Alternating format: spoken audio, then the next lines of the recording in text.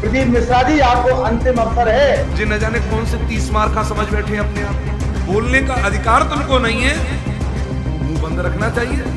आपके बुद्धि में श्री जी के प्रति इस प्रकार के ये हीन भाव कहाँ से आए? प्रदीप मिश्रा जी की वो शास्त्र के विषय में कुछ भी नहीं जानते हैं।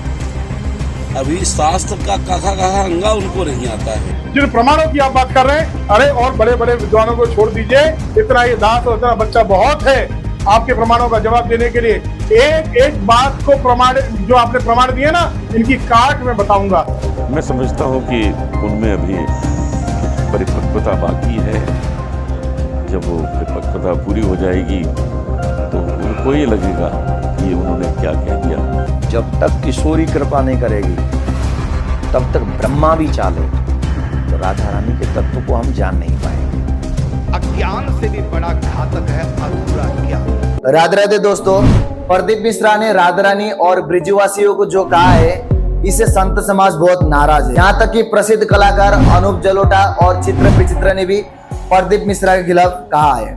मैं सबके क्लिप दिखाऊंगा। सबसे पहले देखिए आनंद कृष्ण ठाकुर जी महाराज, जो कि एक प्रसिद्ध कथावाचक है। देखिए आप महाराज जी की छोटी सी क्लिप। महान कथावाचक हैं प्रदीप मिश्रा जी, महान ही कहेंगे। उन्होंने राधा नाम पर एक अभद्र टिप्पणी की है अपनी वाणी में, और वो भी मंच पर, व्यास मंच पर।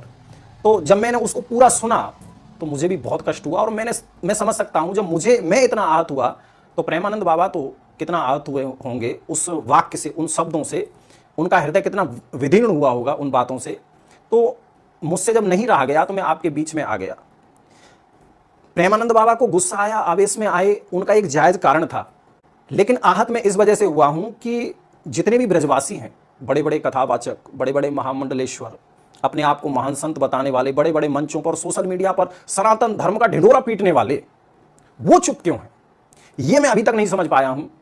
क्या बुजुर्गों वाली बात सही हो जाएगी? या हमारे बुजुर्ग कहा करते थे कि बामन नाई कुकरा जात दे घुर रहा है, यानी कभी हम में एकता नहीं हो सकती, वो भी राधा नाम के ऊपर भी। जिस राधा रानी के नाम से हम लोग खा रहे हैं, इतना बड़े बड़े नाम को लेके बैठे हुए हैं, इतने कथावाचक हैं, अपने पोस्टरों में, अपने फ्लैक्सों में, चाहे कहीं के भी कथावाचकों नाम लिखवाते हैं श्रीधाम वृंदावन। जिस वृंदावन के आगे ही श्री लगा हुआ है, राधा लगा हुआ है, जिस राधा नाम से हम लोग इतनी इतनी ऊंचाइयों पर सुख भोग रहे हैं, आनंद भोग रहे हैं, क्या हम राधा नाम के लिए भी एक नहीं हो सकते? अरे सोचना चाहिए आपको, किस बात के तुम नामी हो, किस बात से तुम कथा करते हो, किस चीज के लिए कथा करते हो? कभी ये तो सोचो। कहते तो ये है कि हम राधा नाम का प्रचार कर रहे हैं, कृष्ण नाम का प्रचार कर रहे हैं, यही प्रचार है आपका। जब आज ब्रजमंडल पे बात आई है, राधा रानी पे बात आई है, हमारे कन्हैया पे बात आई है, तो आप चुपचाप खिसक लिए। सिर्फ कुछ ये सांसारिक ये जो संबंध तुमने बना रखे हैं कि कहीं मेरे फॉलोवर कम ना हो जाएं, कहीं कोई बात ना हो जाए, कहीं हमारा संबंध ना बिगड़ जाए, यानी कोई व्यक्ति आपके लिए राधा नाम से भी बड़ा हो गया, राधा रानी से जो हमारा चिर संबंध है उससे भी बड़ा संबंध उससे हो गया। शर्म आनी चाहिए ऐसे लोगों को। मैं हाथ जोड़कर आपसे निवेदन कर रहा हूं, क्या इन लोगों की चुप्पी, जो बड़े बड़े धर्म धुरंधर हैं, क्या पिता में भीष्म वाली चुप्पी नहीं है? क्या गुरु द्रोणाचार्य वाली चुप्पी नहीं है, जिन्होंने अपनी आंखों के सामने ही एक पाप होता हुआ देखा, हस्तिनापुर की इज्जत को तार तार होते हुए देखा, और अंत में सब कुछ खत्म हो गया? क्या आपने प्रदीप मिश्रा जी का वह वीडियो नहीं देखा जिसमें उसने ब्रजवासियों की तुलना एक धेनुकासुर नाम के राक्षस से की है? शायद मिश्रा जी की बात को कुछ लोग सही साबित नहीं कर रहे क्या इस बात से, चुप्पी से? आप भी तो उसी श्रेणी में पहुंच गए। फिर दुख इस बात का है कि पूज्य, हमारे यहाँ के पूज्य, मैं जिनको बड़ा भाई मानता हूं, श्री मृदुलकांत जी और पूज्य प्रेमानंद बाबा के अलावा किसी भी धर्म धुरंधर ने आवाज तक नहीं उठाई। मुझे इस बात का भी दुख है कि जो लोग ब्रज से, वृंदावन से जुड़े हैं, राधा रानी से जुड़े हैं, बांके बिहारी से जुड़े हैं, प्रेम करते हैं, क्या उनको जवाब नहीं देना चाहिए? क्या आपका रूखा प्रेम है? क्या सिर्फ मतलब के लिए दर्शन करने आते हैं, मतलब के लिए वृंदावन आते हैं? चित्र विचित्र, जो कि एक प्रसिद्ध कलाकार है, उन्होंने भी प्रदीप मिश्रा के खिलाफ क्या कुछ कहा है, देखिए इस क्लिप को। प्रदीप मिश्रा जी ने अनर्गल वार्तालाप की है और इतने तुच्छ शब्दों का प्रयोग करके हमारे ब्रजवासियों का, हमारी श्री जी की प्रति जो अपनी तुच्छ बुद्धि का परिचय दिया है, उससे हम और हमारा हृदय बहुत शुद्ध है। और हम यह कहना चाहते हैं आदरणीय श्री प्रदीप मिश्रा जी से कि आप शिव कथा करते हैं, शिव महापुराण कथा करते हैं। सबसे पहली बात तो यह है कि शिव भक्ति का फल ही भगवान श्री कृष्ण के प्रति प्रेम है। श्री कृष्ण की प्राप्ति शिव भक्ति का फल है और आप उन्हीं श्री कृष्ण की परम आराध्या, जिनको सतत श्याम सुंदर नित्य भजते हैं, जो श्री श्रीजी श्री लाडली जी महाराज हमारी श्याम सुंदर की आह्लादनी शक्ति हैं, उनके प्रति आप कहाँ से ये सब विषय निकाल कर के लाए? यह शोभनीय नहीं है। श्री जी के विषय में इतने हल्के शब्दों का प्रयोग करना ये एक वैष्णव को शोभा नहीं देता है। महाराज जी है जिनका चैनल का नाम है वैदिक यात्रा, उन्होंने भी प्रदीप मिश्रा के खिलाफ क्या कुछ कहा है, देखिए इस क्लिप को। आज अनेक विधर्मी जो इस राधा तत्व के र अक्षर से भी परिचित नहीं है, वो राधा के ऊपर तो व्याख्यान करते हैं, जिनको धूल नहीं मालूम। महाराज हम अब तक चुप थे। एक ऐसे वक्ता भी हैं जिनकी टीआरपी बहुत है और शिव जी की पुराण के नाम पर वो महाराज प्रवचन करते हैं। प्रवचन नहीं, प्रवचन। और वो राधा तत्व पर बोलने लगे और राधा तत्व पर उन्होंने कहा कि श्री राधा का पति जानते हो कौन है? कहा कि कृष्ण नहीं है, अनय घोष। न जाने कहां से ये अनय घोष लाए नाम। और एक महाराज नाम लिया उनकी सहेली, मैं तो क्या कहा, कुटीला पिटीला। हमें तो लगे इनको पीटीला, ऐसे में पीटना चाहिए।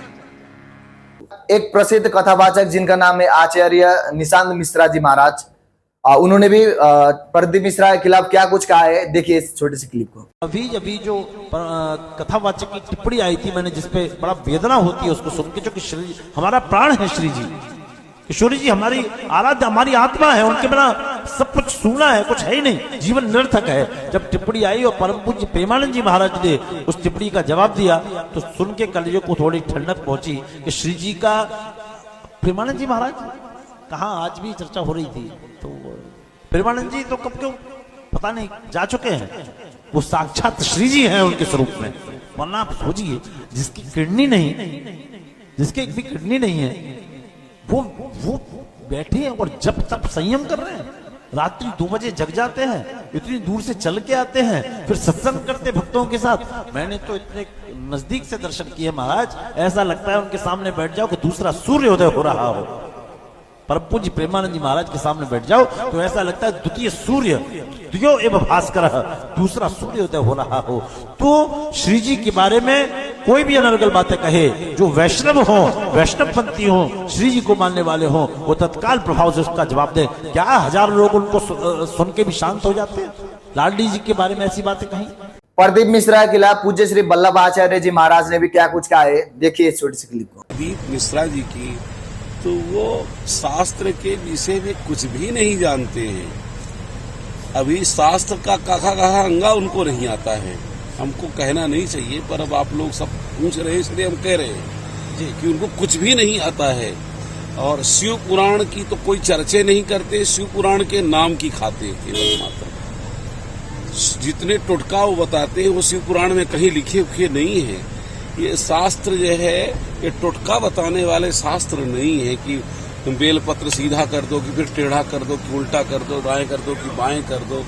ये सब कहीं शिव पुराण में इस तरह से नहीं लिखा हुआ है। और काफी ब्रिजवासी ने प्रदीप मिश्रा के खिलाफ कहा है। ब्रिजवासी को क्लिप दिखाऊंगा, देखिए इस क्लिप को।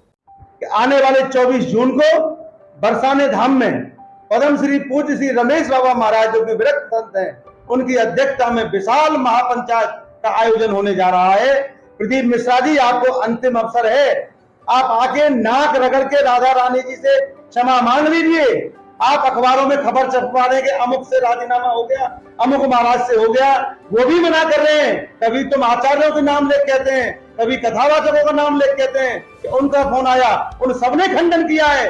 तुम झूठ बोलते हो क्योंकि तुम खुद पढ़े लिखे नहीं हो, तुम बिना पढ़े ही पास कराते हो, खुद टोटका करते हो, इसमें भी टोटका कर रहे हो। आपको निमंत्रण है, 24 तारीख को बरसाना आ जाइए और आके माफी मांग लीजिए, अन्यथा अपना अंजाम भुगतने के लिए तैयार रहिए। 24 तारीख को आइए, बरसाना में मान मंदिर में पूज्य रमेश बाबा जी की अध्यक्षता में महापंचायत होने वाली है। ब्रजवासियों की महापंचायत 24 जून को आप आइए। जिन प्रमाणों की आप बात कर रहे हैं, अरे और बड़े बड़े विद्वानों को छोड़ दीजिए, इतना ये दास और इतना बच्चा बहुत है आपके प्रमाणों का जवाब देने के लिए। एक एक बात को प्रमाण, जो आपने प्रमाण दिए ना, इनकी काट मैं बताऊंगा, निश्चित रूप से बताऊंगा। फिर मिलते हैं अगली अपडेट के बारे में, तब तक के लिए राधे राधे।